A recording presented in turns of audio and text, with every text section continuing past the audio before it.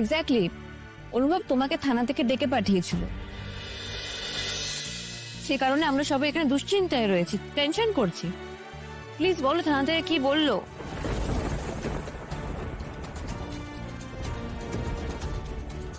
আচ্ছা বনলতা, তুমি কি মানুষের মুখ দেখে অনেক কিছু বলে দিতে পারো?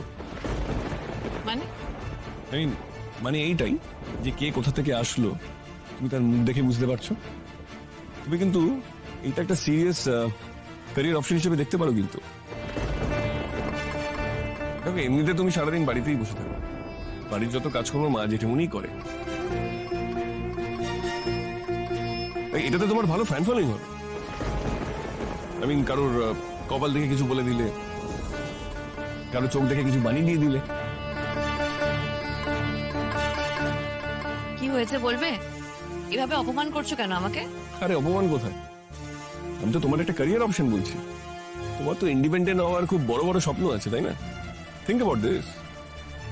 আসলে তোমার কি হচ্ছে জানো তো? আইডল ব্রেন, অলস মস্তিষ্ক। সেটা কিসের কারখানা সেটা তোমাকে বলে দিতে হবে না।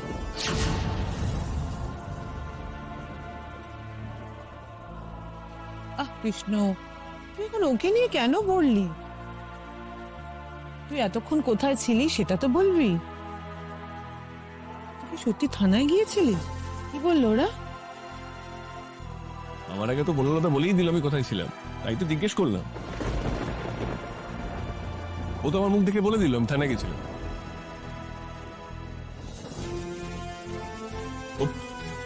Sorry, mistake.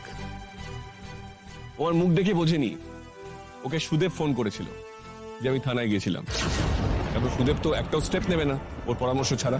আফটার অল ও হচ্ছে সুদেবের ফ্রেন্ড, ফিলোসফার এন্ড গাইড। থামো, প্লিজ থামো।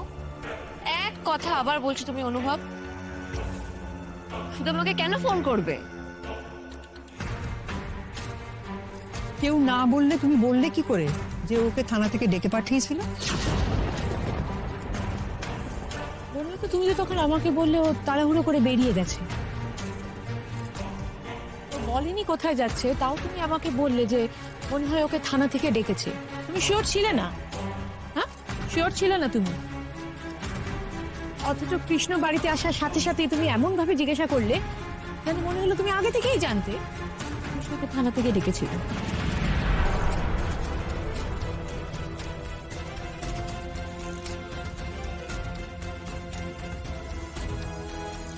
এটা বেসিক গেস করে আমি বলেছি, আন্দাজ করে বলেছি। আরে ফার্স্ট ইয়ারে এত এফোর্ট দিয়ে ফেললে, এর পরের বছরগুলোতে কি করবে? এনার্জিটা সেভ করো, বুঝলে? কি করবো, আমি তো এই কদিনে অনেকটা পিছিয়ে পড়েছি। এখন তো ওটা ম্যানেজ করতে হবে।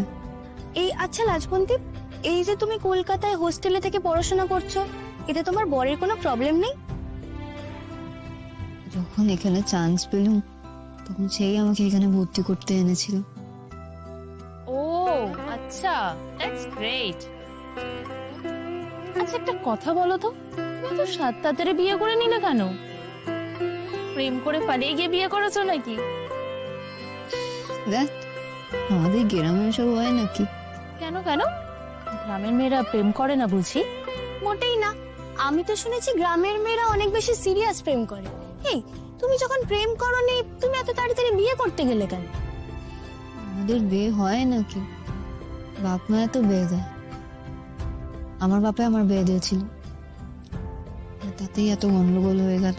গন্ডগোল মানে?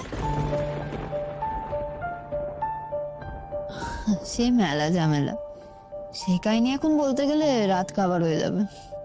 পুলিশ করতে, কিন্তু কি লাভটা হলো? উল্টে পুলিশই তো আমাদের 4টে কথা শুনিয়ে দিল। এমনকি আমার বাপ মাকে অব্দি চেনে কথা বলেনি কো। কি বললো পুলিশ সেটা তো বলবে। দেখো, তুমি তো আমাকে বলতে বলেছিলে যে লাজু আমাদের গড় ছেড়ে তোমাদের বাড়িতে এসে উঠেছে, এইটা বলতে।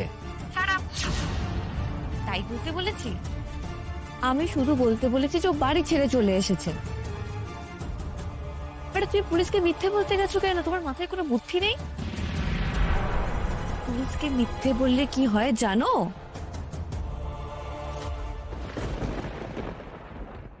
দূর বাবা, আমি ভাবলাম ওই কথাটা বললে একটু জোর হবে, পুলিশ তখন জোর করে তোমার বরকে ধমকে দেবে, কিন্তু না, সে তো উল্টেই পুলিশের ওপরেই চোটপাট করে দিল। আর তারপর তো আমার বউ আছে, কিসব বললো, আমি নিজের সিদ্ধান্ত নিজে নেব। তখন পুলিশে বললো হ্যাঁ তাই নিন, ব্যাস, আর কি। সুদেব, তুমি না একটা আস্ত উজবুক, জানো সেটা তুমি? তোমাকে আমি বলেছিলাম যে আমি যা যা বলছি তুমি সেই হিসেবে কাজগুলো করবে। তোমার নিজের মাথা লাগাতে কে বলেছিল? তুমি তো ভাবতে আমি বলিনি, ভাবার জন্য আমি আছি। আরে বাবা, পুলিশকে মিথ্যে বললে কি হয় জানো? মিথ্যে বলে তো ফেসে গেছো। যাকগে, করো, আমি জানি তুমি আমাকে মিস করো।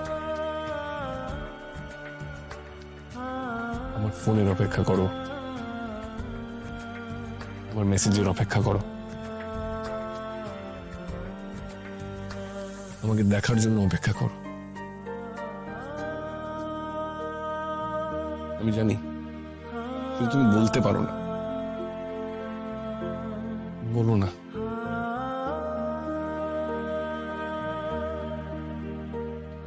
আমি জানি তুমি এই কথা হয়তো কোনোদিন মুখ ফুটে বলবে, বলো না।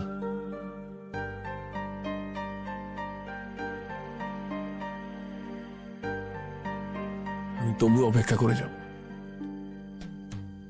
আমি তোমার জন্য অন্তহীন অপেক্ষা করে যাব।